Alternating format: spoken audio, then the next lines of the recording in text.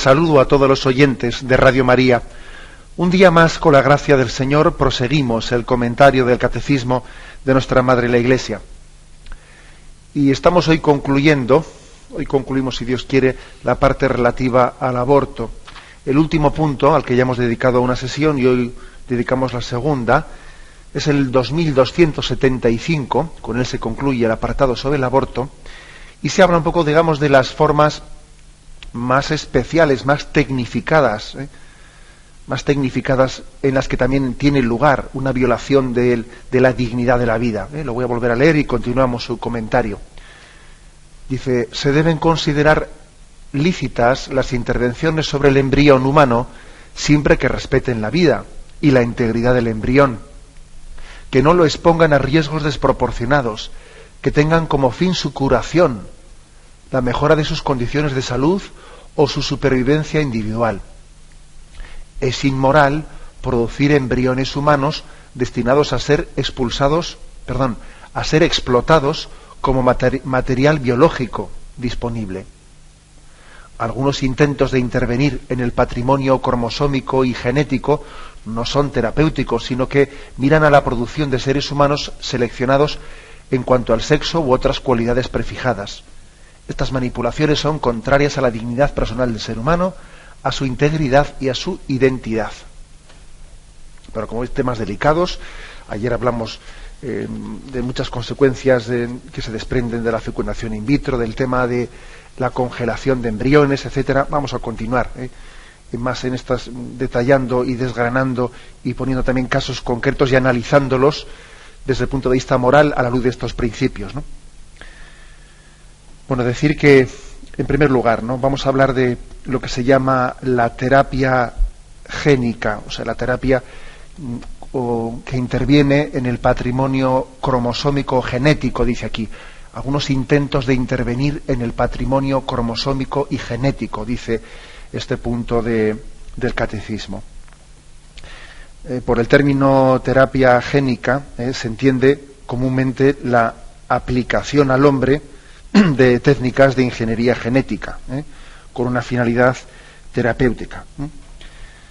En teoría, ¿no?, es posible aplicar esta terapia génica en dos niveles, ¿no?, en el nivel de las células somáticas y en el nivel de las células germinales. Vamos a ver si intentamos explicar un poco esto, porque puede parecer demasiado términos complicados y luego yo creo que no lo es tanto. La terapia génica somática se propone reducir defectos genéticos que están presentes en células, ¿no?, en células somáticas, es decir, en células no reproductivas, que de alguna manera, por lo tanto, la terapia génica, que nosotros consideramos moral, lícita, que es lícita moralmente, pues interviene en los defectos limitados al solo individuo, y de alguna manera un individuo tiene una serie de deformidades, o tiene a nivel genético, a nivel génico, ¿no?, tiene unas carencias, y entonces la terapia lo que hace es intervenir en su patrimonio cromosómico génico para corregir la enfermedad, pero digamos corregirla con estas técnicas tan novedosas, que es corrigiendo el defecto que tenía en su gen o en el cromosoma, etcétera, que lo había producido. ¿Es moral, es lícita esta terapia? Pues sí, claro que lo es.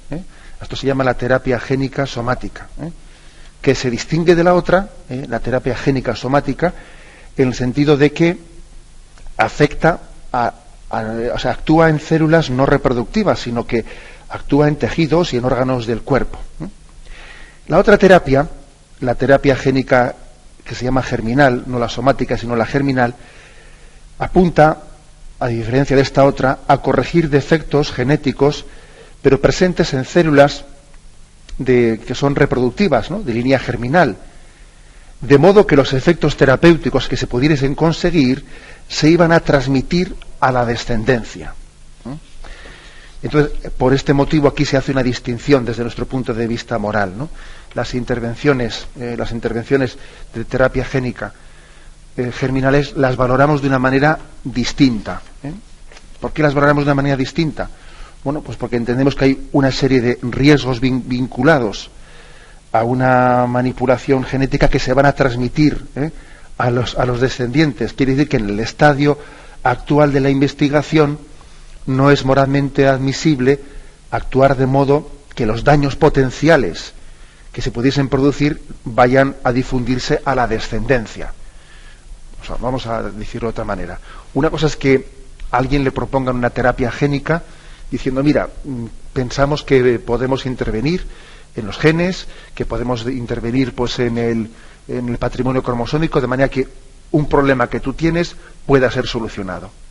Bueno, entonces le dice, vamos a ver si hay si los riesgos que se corren son proporcionados o desproporcionados, si el mal que queremos evitar es un mal muy grave, que merece la pena correr riesgos o no merece la pena correr riesgos.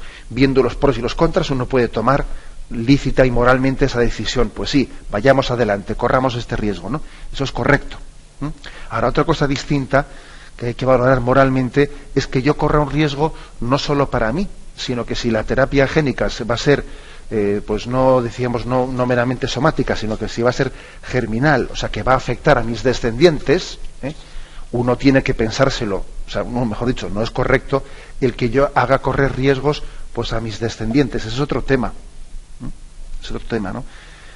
Por lo tanto, en la hipótesis de la aplicación de esta terapia génica pues a las células germinales, pues estamos cometiendo una inmoralidad, ¿no? Porque estoy yo haciendo correr riesgos a mi descendencia indebidamente.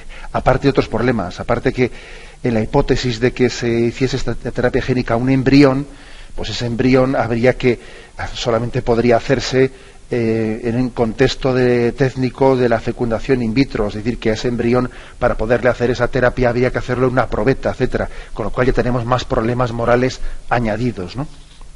Bueno, como veis, una distinción importante. A esto hay que añadir otras cosas, que también aquí la señala así meramente el catecismo, ¿no?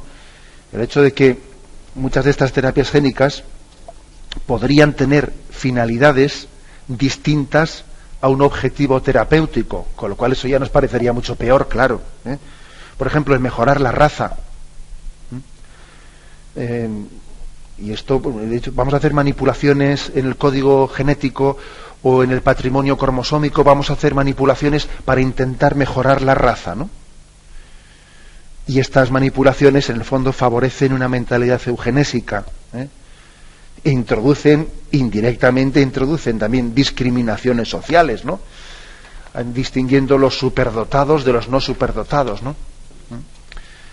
Mientras que se están aquí enfatizando unas cualidades distintas a otras, ¿no? De alguna manera los ricos tendrían la capacidad de poder someterse a no sé qué terapias en las que se está mejorando la raza, a diferencia de otros, ¿no? Es una terapia eugenésica que de alguna manera no respeta la dignidad humana, ¿no? Y además habría que preguntarse quién es el que establece que una modificación genética es para bien o es para mal. O sea, ¿qué es un beneficio o qué no es un beneficio? Esto, como veis, ya no es nada terapéutico, esto ya no es sanar una enfermedad, sino intervenir en el código genético supuestamente para mejorar la raza humana. ¿Y quién dice qué es mejorar y qué es empeorar? A ver, que hay que ser rubios o morenos, o que hay que ser más altos o más bajos, entramos en un subjetivismo que en el fondo es manipulación del ser humano, ¿no? Bueno, pues esto también es una cosa que, como veis aquí, hay que aplicar estos principios morales a tantas cuestiones que la ciencia médica está posibilitando hoy en día, que no todas son conformes a la dignidad del ser humano, ¿no? Todo esto lleva a concluir que la perspectiva de una manipulación genética con fines de mejoras individuales, con fines no terapéuticos, tarde o temprano dañan el bien común, y favorecen el que la voluntad de algunos prevalezca sobre el bien común, ¿no? Y hay que notar también que detrás de esto se esconde una especie de idea del superhombre, ¿no? El superhombre, un nuevo tipo de hombre, como que se pretende erguir frente al Creador, ¿no? Yo aquí veo algo que me suena un poco a la Torre de Babel, a la Torre de Babel, del hombre queriendo erguirse frente a Dios, ¿no? Yo aquí también veo una especie de no aceptación, una no aceptación de la creaturalidad, de aceptar nuestros límites, ¿no? Porque ahora una cosa es, Dios nos ha dado un entendimiento, pues para que el hombre sane las enfermedades, ¿no? La ciencia médica es sanadora, es terapéutica. Esto es otro tema. Esto es, digamos, hagamos que el hombre sea un superhombre, ¿no? Que modifiquemos el código genético para que sea más inteligente, para que sea no sé qué, para que tenga más capacidad de... Aquí detrás de esto se esconde un injusto dominio del hombre sobre el hombre. Es una especie de programación del hombre para de alguna manera intentar conseguir determinados objetivos, ¿no? Bueno, otro tema concreto que también hay que analizar a la luz de estas perspectivas, el tema de la clonación, el tema de la clonación que también a todos nos suena. Clonación, de los que no somos técnicos, los que tenemos que hablar en términos, pues digamos, no científicos, pues ¿qué es la clonación? Pues hacer copias del ser humano, ¿no? Por un procedimiento asexual, ¿no? Es una reproducción asexual, agámica, del organismo humano, con el objeto de producir una o varias copias, ¿no? Teóricamente idénticas, desde el punto de vista genético. Hoy en día dicen los científicos que hay como dos formas concretas de llegar a la clonación. Una es por fisión gemelar y otra es por transferencia del núcleo. La fisión gemelar consiste de alguna manera como en partir una separación artificial de parte de las células del embrión, que intenta pues hacer como dos embriones, ¿no? dos idénticos. Es como una partición del embrión y hace dos embriones iguales, ¿no? Y la otra forma de clonación es la transferencia del núcleo, que es la que propiamente se llama clonación, y la transferencia del núcleo consiste pues en la introducción de un núcleo extraído de una célula embrionaria en un óvulo, al que primeramente se le ha quitado su núcleo. Es decir, que se consigue la activación de este óvulo, pero sin haberse juntado con un espermatozoide, ¿no? Alguno estará diciendo, vaya lío. Bueno, pues sí, ¿no? Ciertamente es un lío impresionante. Es decir, es una reproducción sin la unión pues de lo que es el espermatozoide y el óvulo, ¿no? Otra fórmula de reproducción distinta a la sexual. Se suele distinguir clonación reproductiva y clonación terapéutica según la finalidad que se persiga. La clonación reproductiva sería intentar conseguir que nazca un niño, eso es la reproductiva, y la terapéutica pues es intentar conseguir una clonación, pero no para que nazca, sino para utilizar ese material o ese embrión para sacrificarlo y utilizarlo para otra cosa. Se distingue lo reproductivo de lo terapéutico. Lo reproductivo pues sería, en teoría, diciendo, bueno, pues yo voy a intentar controlar la evolución humana, voy a intentar seleccionar seres humanos con cualidades superiores, o quiero tener un hijo como aquel que... Continuamos el comentario del punto 2275 del Catecismo. En concreto vamos a dar un paso más y vamos a hablar del tema de las células madre o células troncales, y su uso terapéutico, que es muy esperanzador. La verdad es que es uno de los avances mayores de la ciencia y además con resultados muy prácticos y muy esperanzadores, ¿no? Algunos le llaman la medicina regenerativa, que regenera, ¿no?, células que se pensaban que estaban ya muertas, ¿no? Bueno, pues estas células troncales o células madres se llaman. Yo creo que los propios nombres son ya muy significativos. Células madre porque son capaces de producir pues hijos, ¿no? Igual hay por ejemplo, un corazón ha sufrido unos tejidos determinados del corazón, fruto de un ataque o de lo que fuere, ¿no?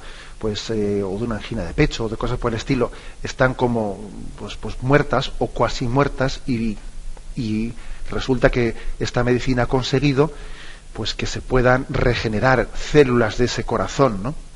Las células madre, que se insertan de alguna manera, ¿no?, con determinadas técnicas en esos tejidos que estaban cuasi muertos, esas células madre consiguen que se regeneren células de ese corazón. Se llaman células madre. o también células troncales, porque del tronco luego salen las ramas, ¿no? Bueno, pues estas células madre tienen la capacidad de multiplicarse, y también al multiplicarse se van diferenciando, pues en células nerviosas o musculares o etcétera, ¿no? Y la verdad es que son una maravilla, ¿no? Son lo que se llama la terapia regenerativa, ¿no? Una gran esperanza para nosotros, ¿no? ¿Cuáles pueden ser la fuente de esas células madre? Bueno, pues aquí hay un problema moral, porque hay células madre que son embrionarias y otras células madre que son adultas. Las células madre embrionarias, claro, se obtienen del embrión y hay que sacrificar el embrión para poder obtenerlas, y evidentemente eso es inmoral. Lo que no podrá hacerse es obtener las células madre sacrificando la vida humana. Pero, sin embargo, también existe la posibilidad de obtener células madre, pues no embrionarias, ¿no?, sino pues desde tejidos adultos, como el cordón umbilical, como la propia sangre o la médula ósea, de muchas maneras, incluso hasta de la grasa, están por ahí también diciendo en algunos estudios científicos, ¿no?, del líquido amniótico. O sea, existen muchas fórmulas, muchas fuentes totalmente lícitas y morales, pues para conseguir esas células madre adultas, ¿no? También hay que decir una cosa, ¿no?, que afortunadamente pues también las células madre embrionarias con el tiempo se ha ido demostrando que no son útiles para la terapia. O sea, que aparte de ser inmorales, no son útiles, gracias a Dios, ¿no? Porque claro, a veces el hombre no se detiene ante la inmoralidad, pero claro, sí, ya es más fácil que se detenga ante algo que no me hace bien, sino que me hace mal, ¿no? Eso, por motivos prácticos nos frenamos más en ciertas aberraciones que por motivos morales, ¿no? Si algo es práctico, venga, tira para adelante, ¿no? Pero aunque sea inmoral. Afortunadamente, las células madre de origen embrionario se han demostrado que no son útiles para la terapia, Se les ha llamado células totipotentes, ¿no? Totipotentes quiere decir que lo pueden todo, claro, porque el embrión está para generar toda la vida, Entonces tú lo que no puedes hacer es pretender que un embrión sirva exclusivamente pues para regenerar pues un tejido que estaba enfermo y que regenere esto, pero que no haga nada más, ¿no? ¿Qué ha ocurrido en los experimentos realizados? Que las células madre de origen embrionario no únicamente han regenerado lo que se quería regenerar, sino que han producido más tumores, es decir, que generan cosas que yo no quería haber generado, porque no tiene una versatilidad, es decir, una capacidad tan grande, ¿no?, que son infrenables, ¿no? Y sin embargo las células madre de origen no embrionario, sino de origen pues de células adultas, pues son mucho más, no son totipotentes, son pluripotentes, ¿no?, y son mucho más encauzables, ¿no? Tienen una versatilidad, pero que es mucho más encauzable. O sea que gracias a Dios también en esto, pues hay que decir que lo moral se ha ligado, en este caso por lo menos, se ha ligado con lo práctico, con lo práctico. Y de hecho hoy en día, en los protocolos terapéuticos que hay por ahí, ¿no?, pues lo que se utilizan son células madre adultas, no células madre embrionarias, ¿no? O sea que en ese sentido, gracias a Dios, pues vamos bien. Pero sin embargo, se siguen utilizando células madre embrionarias para experimentar, para hacer experimentos, lo cual, lógicamente es inmoral. Y además se aduce que es con fines terapéuticos, ¿no? Es con fines de investigación, es por experimentación. Pero no digas que es terapéutico, porque terapéutico supone que ya tengo la capacidad de aplicarlo para una sanación concreta. Bueno, pues aquí hay, por lo tanto, un discernimiento que es del Catecismo de la Iglesia Católica, con el punto 2275. Hemos hablado del tema de la clonación, el tema de la hibridación, el tema de las células madre. Un último tema que queremos plantear: el problema moral que se deriva de la utilización de algunos materiales biológicos humanos de origen ilícito. Vamos a ver si explicamos esto. Suele ocurrir que a veces fruto de la investigación científica, pues se han originado líneas celulares que se llaman, que tuvieron un origen ilícito, pues que igual se consiguieron esas líneas celulares, se consiguieron pues con una sacrificación de embriones o con algunas intervenciones inmorales contra la vida, ¿no? Contra la vida. Pero de aquellas intervenciones se produjeron líneas celulares que luego estas líneas se van reproduciendo, se conservan en laboratorios, incluso se venden, y las líneas celulares en sí mismas pues es un material biológico muy provechoso, pero el problema que tienen es que tuvieron un origen incorrecto en la manera de ser producidas, ¿no? Entonces, bueno, ¿y qué hacer con ese material, no? Se plantea aquí un problema moral, pues un buen problema moral que es serio, ¿no? Que da lugar pues al problema ético sobre la cooperación al mal y la posibilidad de escándalo, ¿no? El que alguien esté cooperando con un mal realizado por otra persona. Aquel realizó el mal y yo me sirvo, le saco provecho al mal que realizó el otro, ¿no? Nosotros sabemos que el uso de embriones o de fetos humanos como objeto de experimentación constituye pues algún delito moral, ¿no? En consideración a la dignidad de los seres humanos, que tienen el mismo derecho de ser respetados que un niño ya nacido. Eso digámoslo por delante, ¿no? O sea, que los cadáveres de embriones o de fetos humanos voluntariamente abortados, o involuntariamente abortados, tienen que ser respetados como los restos mortales de los demás seres humanos. Y lo lógico es que se pida, ¿no? O sea, si una persona ha fallecido, lo lógico es que se pida el permiso a los familiares, pues para hacer una autopsia o para poder utilizar el cuerpo de un familiar fallecido, pues para la experimentación científica, etcétera, ¿no? Ahora, el que eso se haga con los fetos de los niños abortados, no deja de ser algo verdaderamente pues inmoral, ¿no? El hecho de que digamos, bueno, pues por supuesto que en esos casos no se pide permiso a la madre que ha abortado, pero bueno, es que ni aunque se le pidiese, ¿no? Diciendo, mira, a este niño le vamos a sacrificar, ¿no? Me estorba. Ahora voy a ser generosa y lo voy a donar para la experimentación científica. Dice, no, pero bueno, es una contradicción tan grande, ¿no? El que utilicemos los niños abortados para hacer de ellos campo de experimentación, que evidentemente es una fuente inmoral de experimentación. Se debe de salvaguardar, pues, la exigencia moral de que no haya habido complicidad alguna con el aborto voluntario, para poder donar el cuerpo, el feto de un niño para la experimentación.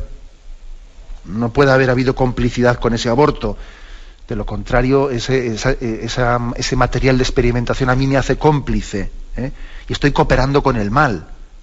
Porque mira, el otro aborta y a mí me viene bien que aborte para yo hacer no sé qué experimento, ¿no?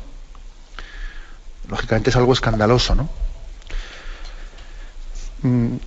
Este punto, como veis, también es que hoy en día estamos en una situación tan complicada que hay que discernir, como veis, casos muy peliagudos, ¿no? Pero que tenemos que tener la capacidad de iluminar desde la moral y desde esa noticia tan grande que nos da el cristianismo de la dignidad de la vida humana. Tenemos que iluminar estos casos. Se le llama material biológico, ¿no? De origen ilícito. Y también hay que decir que ocurre en ocasiones, pues que existe, pues una independencia que uno no es cómplice. Uno no es cómplice, él no ha tenido ninguna culpa en cómo ese material biológico se ha llegado a producir, porque él ni fue cómplice con los abortos, ni fue cómplice con el sacrificio de embriones, ni fue cómplice, sino que le ha llegado a su laboratorio líneas celulares que se generaron en otro lugar distinto. Yo no fui cómplice de que se cometiese aquel sacrificio, pero el caso es que me ha llegado a mi laboratorio unas líneas celulares que pueden tener un origen ilícito, ¿no? y se plantea pues un tema también, un problema moral pues que es bastante serio, en el cual también hay que decir que tenemos que evitar la cooperación al mal, que sería, digamos, una actividad profesional que nos estuviésemos de alguna manera sirviendo de inmoralidades cometidas por los otros, ¿no? Sin embargo, también, pues el motivo concreto por el que a un médico católico se le dice no trabajes con líneas celulares que hayan sido obtenidas ilícitamente, pues es un motivo por el peligro de... Buenos días, ¿con quién hablamos? Sí. Buenos días, soy la tía de los embriones congelados que llamé ayer. Sí. Adelante, le escuchamos, sí. Pues, bueno, es que además yo estoy especialmente sensibilizada porque estoy embarazada y me duele mucho ese tema. Entonces quería saber, aunque no sé si va a servir para algo, pero si moralmente estamos obligados, mi marido y yo, a hablar con mis cuñados y los hermanos de mi marido, o dejar pasar el tema sin hablar. Yo me siento llamada a hablar con ellos, aunque creo que no nos van a escuchar mucho, pero me siento en cierto modo cómplice si no digo nada, porque, bueno, era eso. De acuerdo. Pues vamos a ver, yo creo que sí que tenemos una obligación moral también de ejercer la corrección mutua, de la corrección fraterna. Otra cosa es que también hay que ser prudente y astuto en elegir el cauce, el conducto que entendemos que pueda ser más más efectivo. A veces, por ejemplo, si hay una relación humana que es un poco tensa, uno dice, bueno, yo voy directamente a esta persona con la que choco con mucha frecuencia, voy a hacer una corrección y lo más posible es que según me voy a entrar por la puerta, ya saque las uñas y ya esté, bueno, por ejemplo, ¿no? Uno dice, va a ser mejor que la corrección busque yo una persona que sea más de su confianza, para que esté más abierto a acoger esa corrección. Este cauce, esto no es escaparse, esto no es escaquearse, ¿no? de realizar la corrección fraterna, sino buscar el cauce que puede ser más efectivo. O sea, yo sí creo que tenemos una obligación moral de hacer correcciones en temas incluso especialmente tan graves a nuestros conocidos y seres queridos, pero es importante buscar el modo, la manera de que esas correcciones, hombre, pues tengan también el ámbito y el entorno que también las puedan, que creen un ámbito de escucha para poder ser recibidas. Adelante, vamos a pasar a un siguiente oyente. Buenos días. Buenos días. Buenos días, sí. Muchas gracias por todo. Soy Monse, de San Sebastián. Adelante, Monse. Y quería hacerle una consulta. Yo estoy entrando en el 6º mes de embarazo de mi 8º hijo. Y entonces, pues, siempre angustia, ¿no? Y preocupa la posibilidad de perderlo en el embarazo. Ya he perdido 2 y es doloroso. Pero lo que más me angustia y me preocupa es que cuando he ido al hospital, pues hemos pedido el feto que hemos perdido y no nos lo han querido dar. Nos han dicho que es un trozo de carne, con la indignidad con que lo tratan, ¿no? Entonces esto, pues no sé qué hacer, si tenemos algún derecho o qué hacer ante esto, ¿no? Porque pensar que lo tiran a una incineradora como si fuese una apendicitis o se lo lleva a un laboratorio, pues eso pues me angustia y no sé qué hacer. Eso es, y quería saber si hay algún derecho o alguna posibilidad o algo. Muchas gracias. Gracias a usted. Pues la verdad es que, mire, desconozco si existe ese derecho, pero a mí me parece muy bien que usted tenga esa santa libertad de pedirlo. Incluso yo le diría que lo pida por escrito, porque, claro, cuando se dice así verbalmente una cosa, las palabras se las lleva el viento, pero quizás en un caso como este, el pedir por escrito, a mí me parece que también exige que quien vaya a dar esa respuesta tenga que argumentarlo con legislación, argumentarlo jurídicamente. Pues igual ya será tarde, me imagino, ¿no? Porque claro, pues usted perdería, si estará de 6 meses en su embarazo, me imagino que ya aquel feto lógicamente no se guardará. Pero en un caso como este, sí que sería bueno a veces pedir por escrito nuestros derechos, para que también así obliguemos, ¿no? Yo creo que ¿por qué se le va a negar a una familia, si ha tenido un aborto de X meses, por qué se le va a negar el feto? Es que me parece totalmente injusto, ¿no? Si yo quiero darle a ese feto un entierro cristiano, ¿quién es la sanidad para negarle a un padre pues el cadáver de ese aborto natural que ha tenido? Adelante, vamos a pasar a un siguiente oyente. Buenos días. Buenos días. Buenos días, sí, Mire, escuchamos. no sé si ha tratado usted ya el problema de la fecundación in vitro, pero tengo el caso de una sobrina que se casó y se le ha declarado una enfermedad que se llama la endometriosis. Esa endometriosis provoca el ahogo, o sea, de los ovarios. Entonces ya ha tenido que ser sometida a una intervención en que le han quitado un ovario.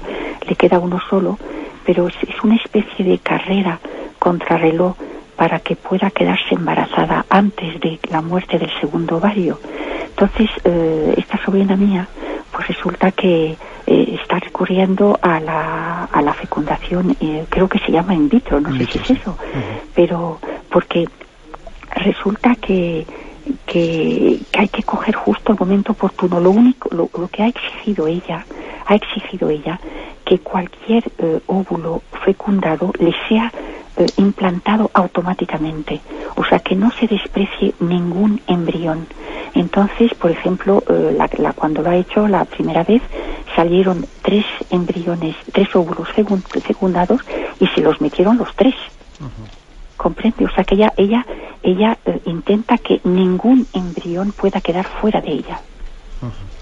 Entonces, ella lo ha consultado una vez con un sacerdote y le dijo que no tuviera en absoluto ningún problema de conciencia, porque ella lo que está intentando es tener un hijo, salvar una vida, y que no está tomando ningún riesgo de que un posible embrión quede fuera de ella. De acuerdo, le respondo un poco para la radio. El tema de la fecundación in vitro lo hemos tratado un poco de pasada, pero es verdad que el catecismo lo reserva para el 6º mandamiento. Bueno, yo diría 2 o 3 cosas, ¿no? Vamos a ver, yo creo que el sacerdote que le dio ese consejo a su sobrina se lo dio un tanto subjetivamente, no se lo dio conforme al criterio o a la doctrina de la Iglesia. Es verdad que su sobrina está demostrando una sensibilidad grande cuando pide a los médicos que le implanten todos los embriones que sean concebidos. Dudo mucho que los médicos eso lo hagan, entre otras cosas porque su sobrina ignorará muchas cosas que están ocurriendo ahí. Estoy totalmente convencido de que aunque su sobrina exija ese derecho, eso no es respetado. En cuanto que los médicos vean en estas clínicas de fecundación in vitro, pues que determinados embriones no les parece que no van a ser viables o que no responden van a ser rechazados. O sea que esa buena voluntad por parte de su sobrina, estoy convencido que en ese tipo de dinamismos no es respetada. Pues porque la fecundación in vitro tiene una serie de exigencias, ¿no? Que al final son eugenésicas de todas, ¿no? Decir también que es que el problema moral de la fecundación in vitro no es únicamente el de los abortos que provoca. Decir también que, aunque ella diga que se me implanten todos los embriones que han sido concebidos, pero el riesgo de que se produzcan esos abortos por producción artificial de embriones es muy superior al de los abortos naturales. Con lo cual, aunque diga que me los implanten todos,